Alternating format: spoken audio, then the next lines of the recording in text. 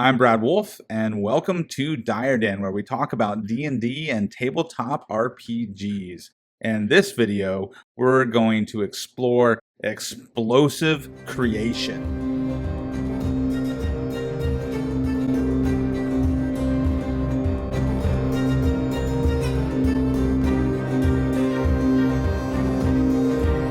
This Kickstarter is from fellow YouTuber VERDIGRIS Table, and I'll put a link to his channel below. I'm not getting paid to do this, but I will receive a full copy of this once it's complete, and possibly a producer credit if they like the feedback I give them outside of this video. But what I'm going to do today is different than a full-on review. Instead, I'm going to give you a preview by actually using the product as it's intended to be used. And I think that's going to be more fun for you to watch, and it's definitely going to be more fun for me to do, but you'll get a sense of how this product works and how it could benefit you as a game master. I think the reason they asked me to do this is because the Game Master's Compendium of Explosive Creation works perfectly with my campaign prep process, which I'm currently in the middle of using in a series of videos. And I'll show you how to use this to create the 4 factions, the 6 eccentric NPCs, and even the 10 tense conflicts. And if this Kickstarter hits all of its stretch goals, it's going to help you in a whole lot of other areas too. Now this is just a preview copy, it's not the full version, but you'll get a sense of how it works. But with the formalities out of the way, let's take a look at this new Kickstarter, the Game Master's Compendium of Explosive Creation. Let's dive in. So essentially what this is a whole host of random tables that you can use for inspiration in creating your adventures. So this includes plot hooks, story seeds, adventure ideas, as well as customizing factions and customizing characters. So you can use this as a player to create a cool backstory for your character, or you can use it as the DM to create NPCs. The first thing I'm going to do is create some character backstories as if I'm a player that's going to play the character, and I'm going to do a party of 4. So I'm going to use the Acolyte spread to build a priest-type character for our party. And what you're going to see is that for every background in the 5e Player's Handbook, there is a 2-page spread. So here's the Acolyte, and the one thing that you'll notice is that there are 6 charts, 1 for each die type. And this is where the explosive part comes in. You're going to take your D20, your D12, your D8, your D10, your D6, and your D4, that's 6 dice, shake them up, roll the whole fistful of dice at once, and then you consult the table for each of those different dice. And that gives you a complete character backstory to build from. And now let's take a look at how that happens. I rolled a 5 on the D20, so I'm going to consult the Drives, Dreams, and Aspirations table. So my drive is to convert others to my faith. And then I'm going to go down with my 3 that I rolled on my D12, and that gives me my call to adventure, which is an ancient text holds suppressed knowledge. Therefore, this character has an evangelical goal of spreading his faith, but the call to adventure comes from the belief that there's an ancient text out there that's going to make that job easier for him to do. And I rolled a 2 on my D8, which is Sinner to Saint. So maybe my character has a dark past that they are trying to overcome, and therefore they start off very projective with their beliefs, thinking that they need to fix everybody else as a way to atone for their own sins, right? Then throughout the character's growth, they become a saint as they do away with their own flaws and their own bias and actually truly embrace the direction of their deity. I'm already starting to like this character. Now let's take a look at Friendly Factions, which is the D4. And I've rolled a 1, which is the Gardens of Serenity, which is a vineyard and an abbey where they've taken a vow of silence and protect a powerful secret. And that just sounds cool. I'm not exactly sure how it would fit into my character backstory, other than that they would have a safe place to go between adventures. But maybe the DM has some clues of how they could use that powerful secret, and it could factor into the ongoing campaign. Next we have Assets and Allies,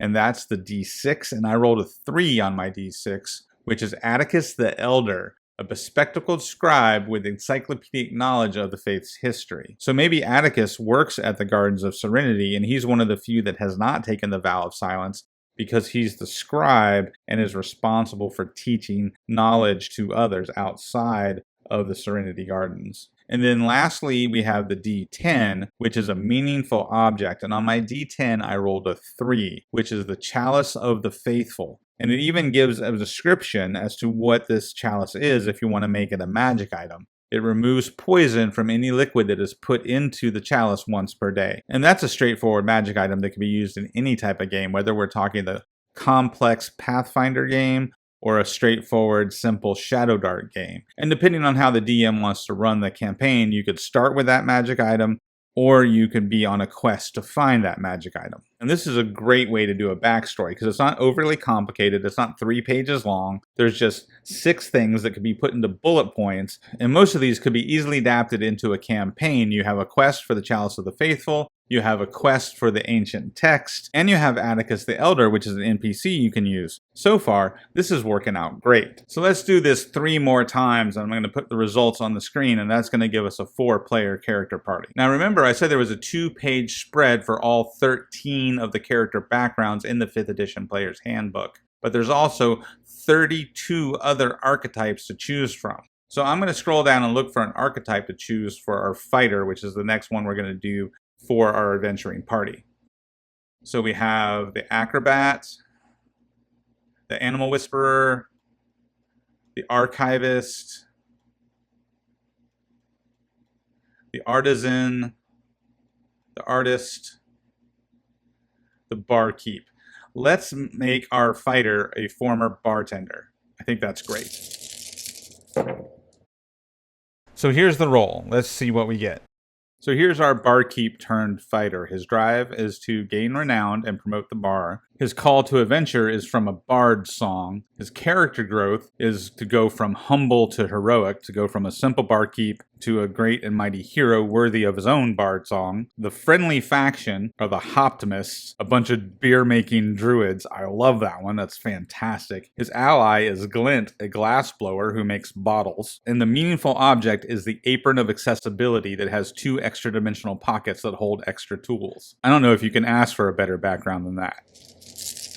Now let's roll for our rogue bounty hunter. Her drive is she loves killing monsters. Her call to adventure was a case of mistaken identity, probably blamed for something she didn't do. Character growth is for her to go from ruthless to empathetic. Her friendly faction is the Queen's Quiver, a group of monster experts who don't really hunt anymore, they're more of an information society. Her ally is Aang, the antiquities dealer, and her meaningful object is the spectral snare, essentially a reusable trap. Now let's make a wizard by using the detective background. So their drive is to crack a cold case, or that could be to solve a mystery that no one has ever solved before. Their call to adventure is that they are compensating for something, or maybe it's just psychological. They don't believe that they are strong enough or attractive enough, so they lean into their intelligence to become the best detective they can. Their character growth is to go from realist, hard-boiled detective to optimist and friend of the rest of the party. Their friendly faction is the Silver Scales, a group of lawyers and barristers. Their ally is Major Halpern, a retired member of the City Watch, and their meaningful object is the lens of deciphering that allows them to translate languages. And we've only looked at a fraction of this. Remember how I said there was 13 backgrounds from the Player's Handbook and an additional 32? That's a total of 45 different archetypes to choose from. And so far, we've only looked at the first page of the 2-page spread. That's right. Each one of those 45 archetypes has 2 pages of information. And the second page is what's really helpful for the Dungeon Master. So let's take our detective here and scroll down and look at the second page of the detective entry. So here we have antagonistic organizations, evocative locations, rivals and enemies, thematic monsters, plot hooks, story seeds, and adventure ideas. And there's a page like this with these 5 entries for all 45 of the archetypes. So these are the tools you can use to create factions and conflicts to build your campaign around. So let's roll the dice and take a look. So with the 3 on our antagonistic organizations, we have the Blood Pact, a lawless mercenary force dangerous on the battlefield and also at the bar. And then we rolled a 5 on the rivals and enemies chart, and that's Adami, who's a corrupt city watchman. We got a 4 on evocative locations, that's a black market, and then a 2 on thematic monsters, mischievous fae, the enigmatic sprites. Just with those 4 rolls alone, that gives us 4 factions off of 1 page out of this book. And with those 4 factions, I could see a campaign built around a corrupt city And now let's take a look at the 15 that we rolled on our plot hooks. Someone or something is wreaking havoc by impersonating authority figures around town. So there you go. There's your initial plot hook for your first adventure in this dark city with these 4 factions that are at odds with each other. With just 5 dice rolls, we set the stage for a whole campaign. Now, recently I posted on the community page a survey asking what video you wanted to see next. And most of you voted on the tools for improv video, and I've already started working on that. But I'll tell you this, the Game Master's Compendium for Explosive Creation is something that would make that list. Stay tuned for that video, but be aware, this is exactly the kind of tool that I use to prepare to improv.